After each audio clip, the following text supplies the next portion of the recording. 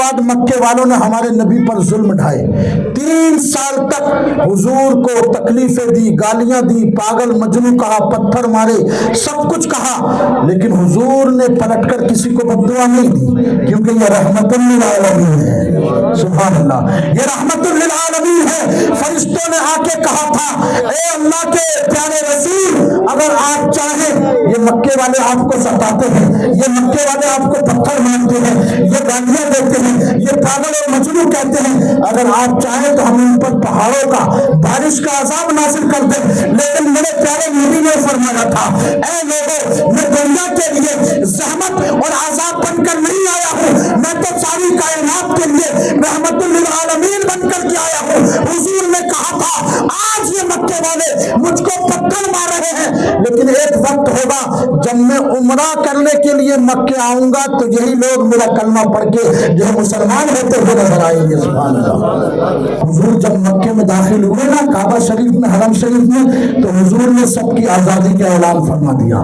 سبحان اللہ۔ حضور نے کہا اے مکے والے، یہ مت سمجھنا تم نے مجھے مارا تھا تو میں بھی تمہیں ماروں گا، تم نے مجھے ستایا تھا میں بھی تمہیں ستاؤں گا، تم نے مجھے مکے سے نکالا تھا میں بھی تمہیں نکالوں گا۔ حضور جب عمرہ کے لیے، طواف کے لیے گئے تو حرم شریف میں حضور نے آزادی کا اعلان فرمایا اور کہا کہ میں رحمت للعالمین ہوں، میں تمہیں مارنے نہیں بلکہ تمہیں سینے سے لگانے آیا ہوں، میں تمہیں بھگانے نہیں بلکہ میں اپنے دامن سے تمہیں قریب کرنے کے لیے آیا ہوں۔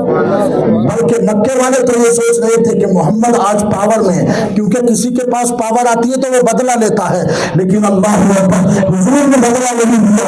حضور کعبے کا طواف کے لیے گئے ہیں، حضور عمرہ کے لیے گئے ہیں، حضور نے سب کو معاف فرما دیا اور کہا سب کے لیے معافی ہے، سب کے لیے نجات ہے، اور آئیے کلمہ پڑھ کے مسلمان ہو جائیے۔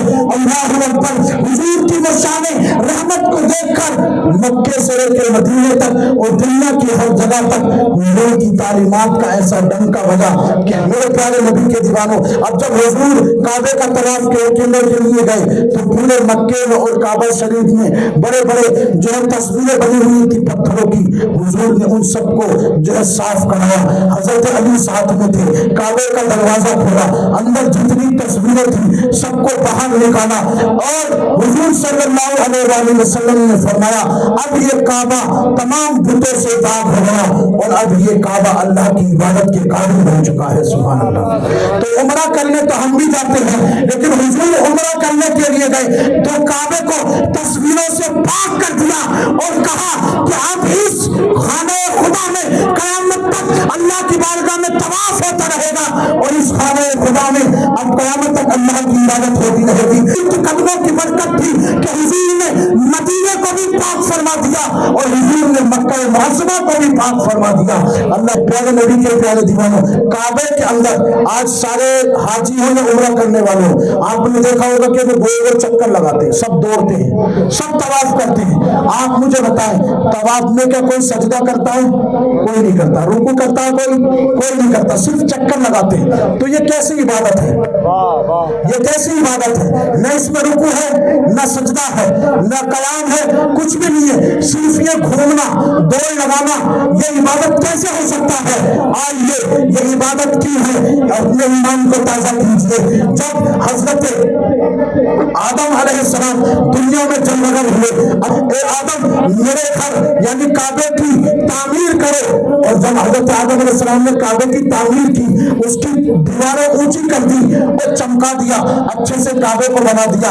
اب دور سے کھڑے ہو گئے اور آدم علیہ السلام نے جب کعبے کو دیکھا تو اتنا پیار آیا، واہ کیا خدا کا گھر ہے، سب سے پاکیزہ گھر ہے۔ اللہ کا گھر بنانے کے بعد حضرت آدم علیہ السلام خود اس خوشی میں جھومے اور جھوم کر کے کعبے کے چاروں طرف دوڑنا شروع کر دیا۔ سبحان اللہ۔ جیسے کہ بیٹا پاس ہو جائے یا اچھی لوٹری یا اچھا فائدہ حاصل ہو جائے تو آدمی خوشی سے جھوم جاتا ہے، سبحان اللہ اور ماشاء اللہ کہتا ہے۔ اسی طرح سے جب آدم علیہ السلام نے کعبے کی تعمیر کی اور کعبے کے خوبصورت منظر کو دیکھا، اللہ کے گھر کو دیکھا تو جھوم گئے، ماشاء اللہ کہا، سبحان اللہ کہتے ہوئے، اللہ کی تسبیح پڑھتے ہوئے خوشی میں کعبے کے چاروں طرف دوڑنے لگے۔ یہ طواف نہیں تھا، یہ عبادت نہیں تھی، صرف کعبے کے بنانے کی خوشی میں کعبے کے چاروں طرف چکر لگا رہے ہیں اللہ تعالیٰ کو یہ ادا بڑی پسند آئی. اللہ تعالیٰ نے یہ آدم علیہ السلام کی اس ادا کو اتنا قبول فرمایا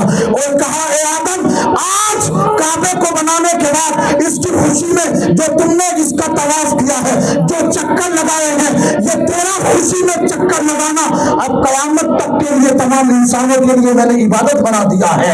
نہ اس میں سجدہ ہے نہ رکوع ہے, لیکن آدم جو تیری طرح کعبے میں آئے گا, چکر لگائے گا, دوڑے گا, طواف کرے گا, یہ چکر لگانا تو تیری ادا تھی لیکن میں نے تیری ادا کو عبادت بنا دیا ہے. سبحان اللہ. آج ہر حاجی ہر عمرہ کرنے والا جب کعبے کا طواف کرتا ہے تو طواف کرنا یہ عبادت تو خدا کی ہے, لیکن اللہ اکبر یہ محبت آدم علیہ السلام کی ہے. اللہ